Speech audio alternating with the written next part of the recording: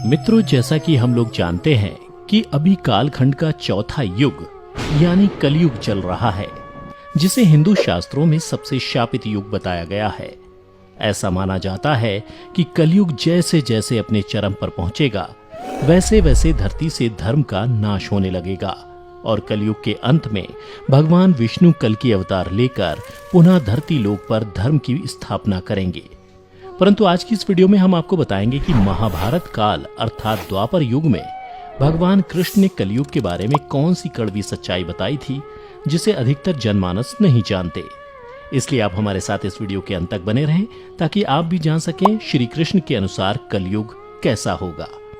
नमस्कार मित्रों, the divine tales पर आपका स्वागत है। दोस्तों, अगर देखा जाए तो महाभारत सिर्फ हिंदुओं का ही धर्म ग्रंथ नहीं, बल्कि इस ग्रंथ के अनुसरण से समस्त मानव जाति को जीवन का संपूर्ण ज्ञान मिल सकता है, क्योंकि महाभारत में मनुष्य के जीवन से जुड़ा कोई भी ऐसा विषय नहीं जिसका वर्णन इस धर्म ग्रंथ में ना किया गया हो। उन्हीं में से एक प्रसंग का वर्णन आज के समय अर्थात कलयुग से जुड़ा हुआ है। महाभारत में वर्णित कथा के अनुसार ये कथा उस समय की है जब द्वैत क्रीड़ा में सब कुछ हारने के बाद पांचों पांडव को वनवास जाना पड़ा था। जब पांचों पांडव वनवास जाने को हुए तो उन्होंने श्री कृष्ण से कहा, हे वासुदेव, द्वैत में अपना सब कुछ गंवाने के बाद हम पांचों भाई द्रौपदी सहित वन को जा रहे हैं, किंतु हम सभी के मन में एक प्रश्न उठ रहा है, क्या आप उसका समाधान कर सकते हैं? पांडवों की बातें सुनकर श्री कृष्ण बोले, ये तो इस बात पर निर्भर करता है कि तुम सभी मुझसे क्या जानना चाहते हो। तब युधिष्ठिर बोले, हे कृष्ण, जैसा कि आप जानते हैं कि द्वापर युग का अंत निकट आ चुका है। कृपया कर हमें बताइए कि इसके बाद आने वाला युग यानी कलयुग की चाल या गति क्या होगी, कैसी होगी और इस युग के मनुष्य कैसे होंगे। युधिष्ठिर के मुख से ये प्रश्न सुनकर श्री कृष्ण बोले, पहले तुम पांचों भाई वन को जाओ और जो कुछ भी दिखे वो आकर मुझे बताओ, फिर मैं तुम सभी को तुम्हारे प्रश्नों का जवाब दे पाऊंगा। उसके बाद श्री कृष्ण के कहे अनुसार पांचों भाई वन की ओर प्रस्थान कर गए। फिर वन में पहुंचकर पांचों भाइयों ने जो देखा उसको देखकर वे आश्चर्यचकित रह गए और फिर शाम को आकर पांचों पांडवों ने एक एक कर श्री कृष्ण को बताया कि उन्होंने क्या देखा। शाम को जब पांचों पांडव श्री कृष्ण के पास वापस आए तो सबसे पहले युधिष्ठिर ने उन्हें बताया कि उन्होंने क्या देखा। युधिष्ठिर ने बताया कि जब हम सभी वन पहुंचे तो सभी अलग अलग दिशाओं में भ्रमण करने लगे। तब मैंने देखा कि एक हाथी के 2 सूंड हैं और ये देखकर मेरे आश्चर्य का ठिकाना ना रहा। फिर अर्जुन ने बताया कि हे वासुदेव, मैंने एक पक्षी को देखा जिसके पंखों पर वेद की ऋचाएं लिखी हुई थीं। वह मरे हुए जानवर का मांस खा रहा था। फिर अर्जुन के बाद भीम ने भी श्री कृष्ण को बताया कि हे कृष्ण, मैंने देखा एक गाय ने बछड़े को जन्म दिया है और जन्म के बाद वह बछड़े को इतना चाट रही है कि बछड़ा लहूलुहान हो गया, जिसे देखकर मैं हैरान हो गया। भला कोई माता अपने बच्चों के साथ ऐसा कर सकती है? उसके बाद श्री कृष्ण ने सहदेव से पूछा, सहदेव तुम बताओ, तुमने वन में क्या देखा? तब सहदेव श्री कृष्ण से बोले, हे वासुदेव, मैंने वन में देखा कि एक जगह 6-7 कुएं हैं और आसपास के कुओं में पानी है, किंतु बीच का कुआं खाली है। बीच का कुआं गहरा है, फिर भी पानी नहीं है। यह देखकर मुझे घोर आश्चर्य हुआ कि ऐसा कैसे हो सकता है।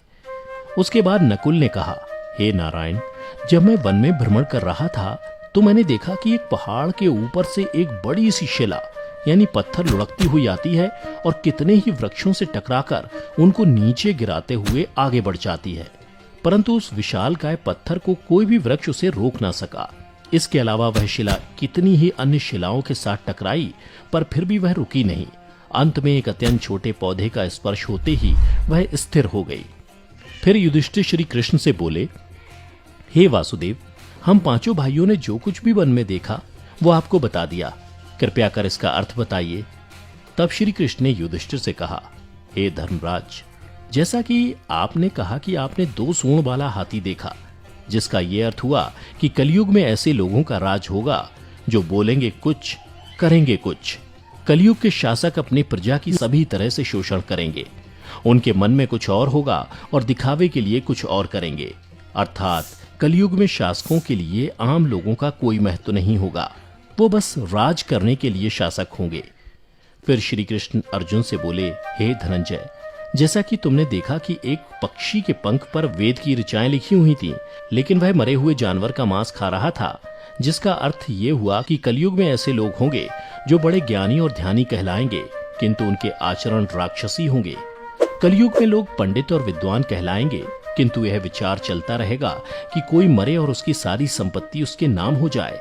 अर्थात कलयुग के मनुष्य धन और संपत्ति के लोभी होंगे, भले ही उनके पास कितना ही ज्ञान क्यों ना हो।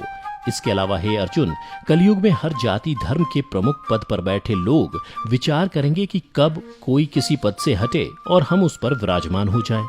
कलयुग में ऐसे लोगों की संख्या बहुतायत होगी, कोई कोई विरला ही संत पुरुष होगा। अर्जुन के बाद श्री कृष्ण भीम से बोले, हे गदाधर, जैसा कि तुमने देखा कि एक गाय अपने बछड़े को इतना चाटने लगी कि वो बछड़ा लहूलुहान हो गया, अर्थात कलयुग की माता अपनी संतानों पर इतनी ममता बरसाएंगी कि बच्चों को खुद का विकास करने का मौका ही नहीं मिलेगा, जिसके कारण मोह माया में पड़कर वे बर्बाद हो जाएंगे। इसके अलावा किसी का बेटा घर छोड़कर साधु बनेगा तो हजारों व्यक्ति दर्शन करेंगे, किंतु जब मनुष्य का अपना बेटा साधु बनेगा तो रोएंगे कि मेरे बेटे का क्या होगा। इतनी सारी ममता होगी कि उसे मोह माया और परिवार में ही बांध कर रखेंगे और उसका जीवन वहीं खत्म हो जाएगा। अंत में बेचारा अनाथ होकर मरेगा। भीम जब श्री कृष्ण के जवाब से संतुष्ट हो गए, तब भगवान श्री कृष्ण ने सहदेव से कहा, सहदेव, जैसा कि तुमने बताया कि तुमने वन में 5-7 भरे कुओं के बीच एक कुआं एकदम खाली देखा, जिसका अर्थ यह हुआ कि कलयुग में पैसे वाले अर्थात धनी लोग अपने पुत्र पुत्री के विवाह में या फिर आलीशान भवन बनाने में लाखों रुपए खर्च कर देंगे, परंतु उनके पड़ोस में ही यदि कोई भूखा प्यासा मर रहा होगा तो वह उसकी कोई सहायता नहीं करेंगे। भले ही उनका अपना ही सगा भूख से मर जाएगा, लेकिन वो देखते रहेंगे।